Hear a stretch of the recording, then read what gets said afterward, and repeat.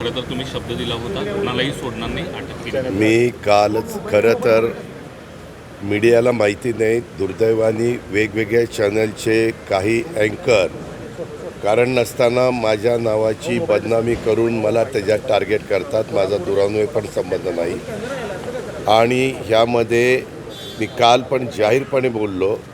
मी पहिल्या दिवसापासून आमचे चोबे म्हणून CP आहेत. मी पुण्याच्याही CPला सांगितलं आणि पिंपरी चिंचवडच्याही. पण पुण्याचे CP म्हणले की दादा टोटली केस ही चोब्यांकडे. म्हणलं ह्याच्याकडे आणि त्याच्याकडे असं करू नका. जिथं कुणाची गरज लागेल त्यांनी ताबडतोब कसलाही विचार न करता ती सगळी मदत करा. त्याच्यातले बहुतेक सगळे अटक होते, परंतु दोघं अटक नव्हते. त्यांनी 3 टीम सोडलेल्या होत्या. काल पुन्हा मी सकाळी चोबेला सांगितलं की अजून टीम वाढवा, पण ह्यांना अजिबात सोडता कामा नये. ताबडतोब अटक करून त्यांना जे काही आता नवीन आपण काही कायदे केलेले आहेत, जुने कायदे आहेत, ह्या सगळी कलमं लावून ह्यांचे जे कोणी ह्याच्यात दोषी असतील त्यांच्यावर कारवाई झाली पाहिजे. मी काल ज्या मुलीच्या दुःखद घटना घडलेली आहे तिच्या वडिलांशी पण बोललो. आज मी माझे कोल्हापूरचे कार्यक्रम करून ज्यावेळेस पुण्याला जाईन त्यावेळेस मी संध्याकाळी त्यांचा घरी भेटायला पण जाणार आहे.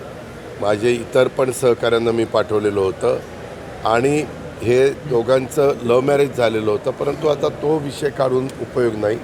त्यांनी जरा जरी त्या मुलीनं कधी मला सांगितलं असतं किंवा दादा इथं मला असा असा त्रास होतो, तर ताबडतोब आपण पुढच्या ज्या काही ॲक्शन घ्यायच्या त्या घेतल्या असत्या.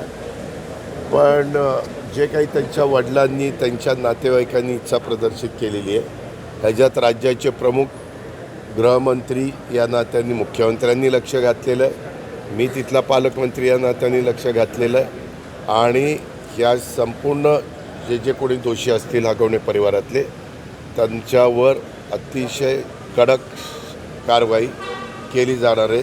त्यांना कुठल्याही पद्धतीनं त्यामध्ये कुठली कमतरता ठेवली जाणार नाही अशा पद्धतीची काळजी पोलीस खातं घेतं आहे, आम्ही सगळेच घेतो आहे आणि मी पूर्णपणे कसपटे परिवाराच्या बरोबर